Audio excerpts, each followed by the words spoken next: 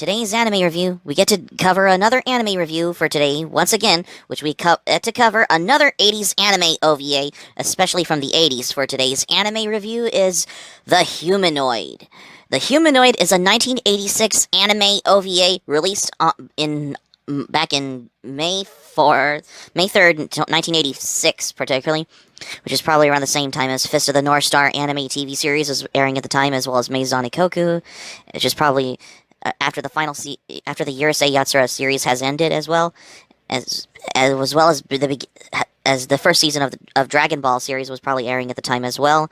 When it comes to 80s anime, the humanoid in question is an antionette created by Dr. Watson, who generally runs the human side of the population on the peaceful planet Lazaria. Also inhabiting the planet are the Megalozolians, and their leader, Governor Proud, who wants to bring their princess back to their home planet, and intends to do this with the Ixion, a big spaceship that crashed on the planet centuries ago. But the power it harnesses is really dangerous. Meanwhile, Alan and Eric run a spaceship together and are about to land on Lazaria. Eric is engaged to Dr. Watson's daughter, so they spend some time being a cute couple and observing Antionette, who serves as something of an oddball housekeeper to the family as well. But when the evil Governor Proud sends his minions looking for the key to the Ixion, Eric gets caught in the middle. And that's when something strange happens. Apparently, during the 15 minutes or so, Antionette is going to hang with Eric. She's getting to feel all the female inside, and now she's going to save her man. Yeah, so that's a lot of plot for for this particular 45-minute one-shot anime OVA. It's all shoehorned in there pretty haphazardly. And yeah, this is something that Wikipedia doesn't even actually know about this anime OVA, The Humanoid.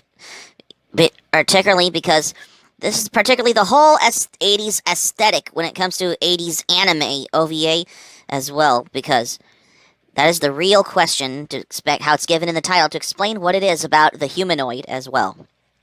Really, the paper-thin setup, Governor Proud is one of those ridiculous, cackling evil villains, is only there for the sake of the 5-minute climax scene, where an Antionette comes in and kicks ass and takes names. It's a set to this 80s power ballad, one of the 80 million or so songs called Power of Love in English. Just as the song starts with its guitar riff, Antionette has a mood swing as she suddenly realizes, I guess, that she can never have Eric's hot hunk of love. Pathos ensues, as does sudden rain, a black and white sequence, and a bizarre light beam into the sky. There really serves no literal purpose. We'll get to this montage in just a moment. The production value is the animation is basically almost as good as it's almost as better than Maid-sama, in my opinion. It almost just shows up how the cut rate the production was. You can literally see the film slowly moving up and down in the gate, and as the film being transferred to video, someone manually adjusting the framing. The color timing is sloppy, so different cuts in the same scenes will have different tints. One auction directional touch during the climax was obviously added the video effect afterwards. Most of the female cast has the Kubrick look of reminiscent of the magical girl shows of the era when it comes to 80s anime. Alan, one of the few examples of the characters who are these African-American characters in anime, sports a Lionel Richie mustache, while its protagonist, Eric, rocks with a mullet. Yes, an anime has a mullet. No wonder why this is particularly how. The real question is what is going on in The Humanoid, which I'm going to recall that this anime has any certain anime character has a mullet. Because it's probably the whole 80s aesthetic. In terms of this anime, come to think of it, because this is one of those obscure mid-80s anime OVA that was produced to fill the burgeoning home video market. As with many of the OVAs of the period, the director was Shinichi Masaki, who was helming his first production, would later serve as an episode director for Code Geass and Hikaru no Go, and the series direct Initial D's second stage. The animation studio, the artist collective known as Kiname Production, produced quite a few notable works during the 80s, including Birth, the wrestling Polaris Senshiro, the unforgettable Windaria. Creating this OVA along with Kaname Pro was similarly short-lived Hero Media Company Limited, who can also claim credit to another anime OVA released by Central Park Media back in its day, Root Search. That's the real question is. And yes, one should note that Antionette herself was originally designed by Hajime Sorayama, the fine artist who named for himself in the 80s by painting any of these robot pinups, which inspired the cover to the Aerosmith album Just Push Play. Sorayama's most recently claim to fame is the design of Sony's recent discontinued robot dog Aibo. The humanoid is conspicuously absent from his website biography page, like most of his designs of the era. Antionette herself is clearly inspired by the robot Maria from the 1927 silent movie Metropolis. Yeah, because that's how...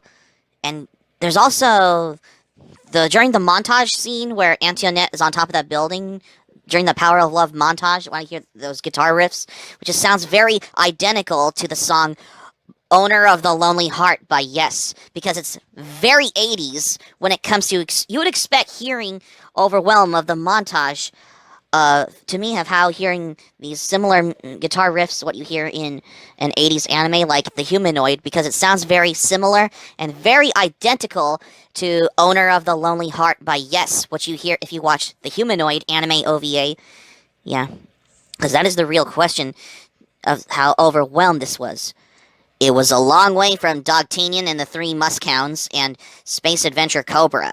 This is an unusual anime. It doesn't say much, that doesn't explain much, and only hints at some things. Despite having its dramatic moments in it, it's strangely peaceful, as also it is 80s anime, meaning the style is quite different from what is expected today, what is going on.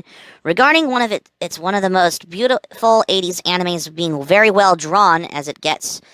I mean, the story, it's a very sort of exposition glimpse of the world in the anime. As I said, this anime doesn't really explain anything, just presents the series of the events one after another, but in the end, it all kind of makes sense.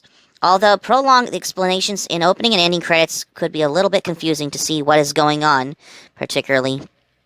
The art, however, it is probably one of the most best-looking 1980s anime I've seen before, which has gotten at its finest, I will recall. There's a lot of details in the background, and machinery is animated in high quality, hand-drawn old style. Basically, I remember of how you see Magic M60. And this anime looks better, however, the character is old and very different from pretty much any other modern anime to this point, where it almost resembles something like Johnny Quest.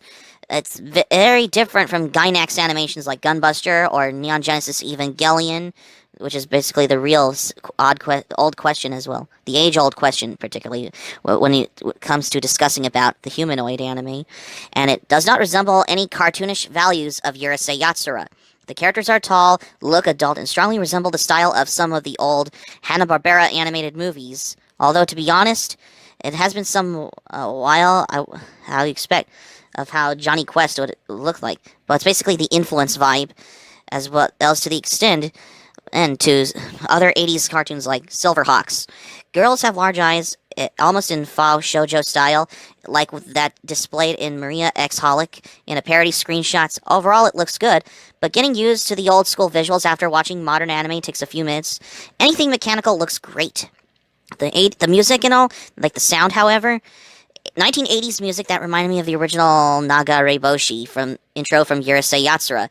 It fits the atmosphere, but it's not very memorable by itself. It's how I expect to hear what is going on. The characters, however, they're believably enough, but due to the short animation, the short duration of anime doesn't really have any time to do any character development. Interactions and characters are formulaic, almost theatrical. They aren't incredible, and they aren't bad, something in between. And the enjoyment I've enjoyed, it is an interesting anime to watch of how you expect to watch an old, obscure 80s anime that anybody hasn't heard, or at least some may heard about this, which is something Wikipedia would not accept, but this all makes perfect sense. And yes, they would have put in the characters, however, they would have used character profiles, especially for an anime like The Humanoid as well, but it's just how it is what it is. But overall, I recommend to check this out if you have the time, if you ever watched obscure OVA, a forgotten anime OVA from the 80s, but it's interesting nevertheless, and visuals are quite unique by modern standards, a bit of relaxing feeling about it. And yes, this anime was released on March 5th, 1986, particularly of how this classic, and yes, this was released only on VHS and DVD by U.S. Central Park Media as well.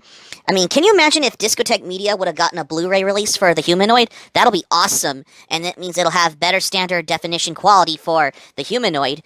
I mean, that's how, when it comes to discussing about the obscure anime like the Humanoid, I mean, the biggest thing it's particularly is because having some 80s aesthetic feel to this, because think about it. I mean, this is particularly how this is has the remaining things. Like I hear if you watch like the montage scene where Antionette is on top of that building thing, and you hear the guitar riff that sounds identical to "Owner of the Lonely Heart" by Yes, what you hear in the Humanoid. If you ever want to watch this, because it's very to the whole 80s aesthetic in anime as well. I mean, in terms of how you expect to see what's going on to explain what it is about the Humanoid as well. So that's going to be it for my anime review on the Humanoid for today's anime review for today, you guys. Thank you for watching, but before we go, here's my thoughts on this. When I first watched this, I really admired it, because at the beginning of the Humanoid anime OVA, because it has that crawl, the logo crawl thing, which looks very Star Wars-esque type crawl logo thing as well.